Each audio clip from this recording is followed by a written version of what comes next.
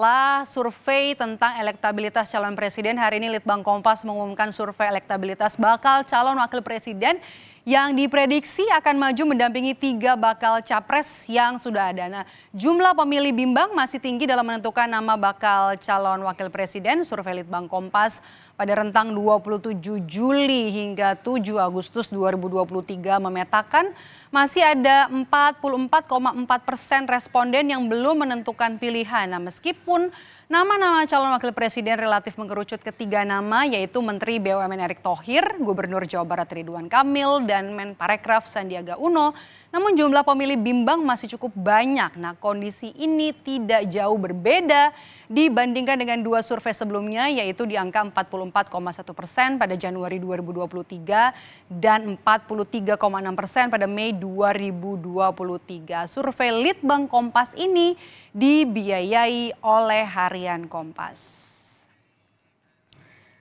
Sekarang saya akan langsung ajak Anda untuk melihat hasil survei Litbang Kompas periode Agustus 2023 yang memperlihatkan dinamika elektabilitas yang akan mendampingi kandidat bakal calon presiden yang mulai mengerucut pada sejumlah tokoh. Kami akan tampilkan di sini ada 5 nama dengan elektabilitas tertinggi, diantaranya nama-nama yang muncul ke permukaan. Ada paling kiri saya ada Ridwan Kamil, RK Gubernur Jawa Barat 8,4%, kemudian ada Menparekraf Sandiaga Uno 8,2%, kemudian Menteri BUMN Erick Thohir 8%, kemudian AHY 5,1%, dan juga ada nama Menko Polhukam Mahfud MD di 3,7%. Kita akan bahas satu persatu pergerakan elektabilitas bakal calon wakil presiden sejak Januari 2023 sampai ke survei terbaru di Agustus 2023. Saya punya nama pertama adalah Gubernur Jawa Barat sekaligus juga kader Partai Golkar Ridwan Kamil dengan elektabilitas 8,4% di hasil survei Agustus yang terbaru Agustus 2023.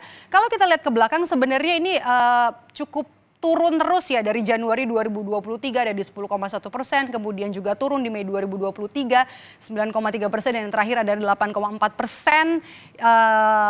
Angkanya yang didapat oleh Ridwan Kamil Gubernur Jawa Barat. Kemudian kita akan lihat selanjutnya ada nama Menparekraf Sandiaga Uno, boleh? Oke, kita lihat di sini tren elektabilitas Sandiaga Uno sebenarnya Januari 2023 ini cukup tinggi 12,4%, terus turun di Mei 2023 11,9%, dan turun lagi di Agustus 2023 atau survei terakhir dari Litbang Kompas jadi 8,2%, anjlok ya dari Januari ke Agustus dari 12,4% turun hampir sekitar 4% di 8,2%. Nah, kemudian kita akan lihat selanjutnya nama dari Erick Thohir, Menteri BUMN. Nah, tren elektabilitas dari Erick Thohir sebenarnya terus melejit ya dari Januari 2023 3,1%, kemudian naik lagi di Mei 2023 jadi 4,5%, dan naik terus jadi 8% di Agustus 2023. Hasil survei terakhir tren elektabilitas calon atau bakal calon wakil presiden.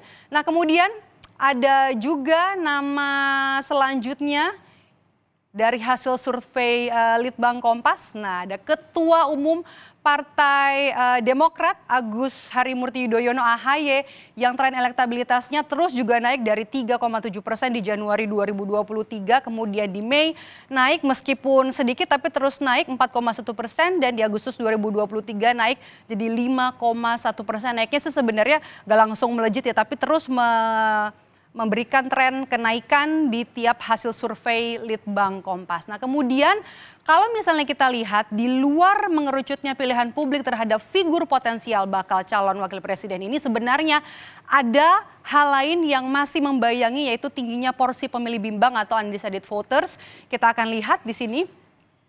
Nah, kami akan hadirkan seberapa besar sebenarnya undecided voters atau pemilih bimbang yang belum menentukan pilihan mereka, yang diekspresikan dengan menjawab tidak tahu, tidak menjawab, hingga hasil survei terakhir yang angkanya kalau kita lihat cukup besar ya. Di Januari 2023 undecided voters ada 44,1%, kemudian agak turun sebenarnya di Mei 2023 mungkin karena sinyal-sinyal politik ya, 43,6%, dan naik lagi jadi 44,4% di Agustus 2023. Dan Kami ingatkan sekali lagi, survei Litbang Kompas ini dibiayai oleh Harian Kompas. Jadi kita tunggu nanti hasil-hasil survei lainnya akan dikeluarkan oleh Litbang Kompas sampai nanti jelang pemilu 2024.